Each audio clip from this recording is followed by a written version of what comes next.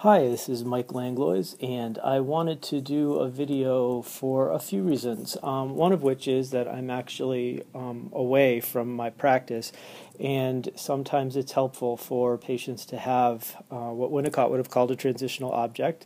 And we're going to today work a little bit on using technology and using that as a transitional object, but also putting in a little bit of mindfulness. And we're going to talk about urgency in general and what to do when you feel urgent. But before we get into that, I did want to talk about how I was actually doing this video, because I'm modeling a very low fidelity, very low frills way of doing this. That currently my setup, just so you know, is my iPhone 4S, and it is being propped up by my iPad pad that I've managed to borrow from the iPad. And you can't see it, but I've got a few Post-its with some notes, so that'll help me remember all the things that I might want to be able to say to you in the video. And the reason I'm telling you this is because it is an example of how we don't need to have a lot of technology know-how to actually do things that can be useful for our patients, and use technology to maybe help them in between appointments. So if you've found this video because you're actually experiencing some distress, whether it's because you're having an interruption in your treatment or something else, hopefully this shows you an example of how technology and therapy could work to actually help soothe you between appointments, or soothe you when you're having a moment of distress. So I wanted to talk today a little bit about urgency, this feeling of urgency. And I wanted to start off by talking a little bit about where urgency manifests itself. And there is one way that urgency manifests itself, probably most noticeably, and that most important place is our breath. And that, you've heard with meditation, you've heard with yoga, and that it all begins with the breath, and you've heard about the relaxation techniques and how they all start with the breath accompanied with muscle tension and relaxation, the Benson method. The breath is the central piece to this. And what we know is that breathing depth and regularity is what signals urgency to our mind. So the more shallow your breath and the more irregular it is, the more you tend to be telling your mind via your body, via your breathing, that you're feeling urgent. And one of the things we know about state-bound learning is that if our body is feeling a certain way, our mind remembers the last time it felt that way and thinks, well, we must be feeling the same thing. And it works in reverse, so that if thoughts actually remind us of things in the past or resonate with things in the past, our mind starts to think on some level that we are in the past, and the body starts to respond to it that way. And hence, we get feelings of urgency. Now, avoiding urgency is something people often try to do, and nobody likes to feel uncomfortable. And a sense of urgency, a sense of feeling something urgent and distressing, isn't something anyone wants to feel. It's very uncomfortable. But here's the paradox, that the more you try to avoid feelings, the more urgent they become. That actually you're working against yourself when you're trying to avoid a certain amount of feelings. And you actually make yourself feel more urgent. So we've talked a little bit here about sort of the biopsychosocial aspect of urgent feelings. And so what can we do about it?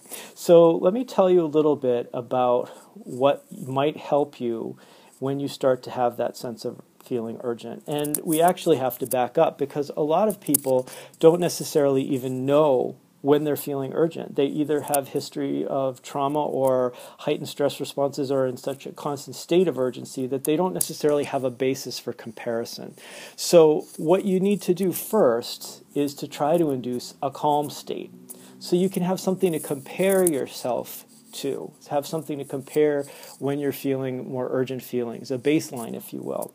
So how do we do that? Well, remember how I was talking about breath? We're going back to the breath. When you want to induce a calmer state, you start to breathe slower, and you start to breathe more regularly. And you do this deliberately. And every time you start to breathe more slowly, imagine yourself trying to slow it down even more, and trying to slow it down even more. and pay attention as you're doing this about how your body may start to slow down. And if you notice specific parts of your body that are feeling tense or tight, like your diaphragm, for example, often tenses up when you're feeling urgent, try to breathe into that particular part of the body and relax even more. And what we want to get you to do is achieve a sense of calmness, a state where you're not feeling urgent, so that you then have a baseline. Once you have a baseline and can begin to tell, the difference between feeling urgent and not feeling urgent, the next thing that we need to do is get you to trick yourself into paying attention to this more deliberately. So what that means is you need to build in reminders into your day, and you need to do this in a very artificial and arbitrary way sometimes. If you have a smartphone or an Outlook calendar or some device that can periodically set up alarms that will remind you to, when the alarm goes off, notice whether you're feeling urgent or not. And if you can't tell the difference, then you need to focus on your breathing and slow yourself down. And if you do notice that you're feeling urgent, then again you need to go back to the breath. So notice how I'm always going back to the breath, because really that's one of the most powerful ways we have to train ourselves to learn when we're feeling urgent and train ourselves to influence our body so that our urgency slows down. Remember, you're training yourself to do this, and that means this is a cognitive effort, that it's going to require more cognitive effort and discipline than simply reacting to a feeling and careening through your life on autopilot. One of the things about urgency and the stress response is it actually doesn't require us consciously to do a lot. Our body just kicks into overdrive, and suddenly there is no space between our mind and our feeling. There is no room for thought.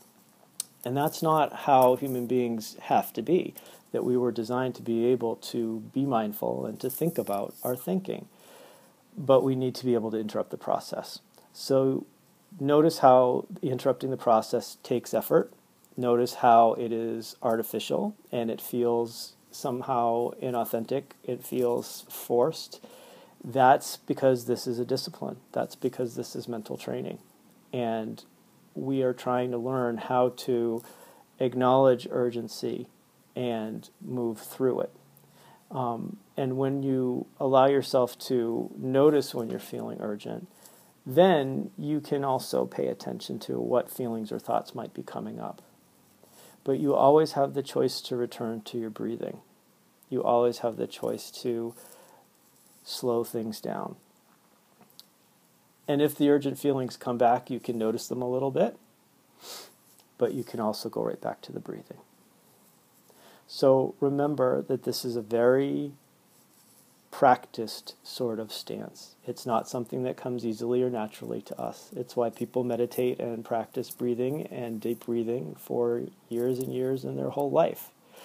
And the reason I say that is because the last and most important part about feeling urgent is that when you notice that you're feeling urgent, don't criticize yourself.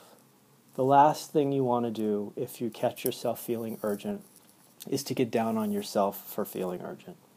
Because when you do that, you actually just escalate yourself. You make yourself feel worse. You go, oh my God, I'm feeling urgent, I'm not doing this right. And already your breath starts to go up, your tension starts to go up. And that's not really helpful. So to review, urgency manifests from our breath. It is directly connected to how regularly and how deeply we breathe. That you can make an impact on your breathing and on your sense of urgency by breathing. And yet the paradox of feeling urgent and avoiding it is that the more you try to avoid it, the more powerful the feeling becomes. It's a struggle.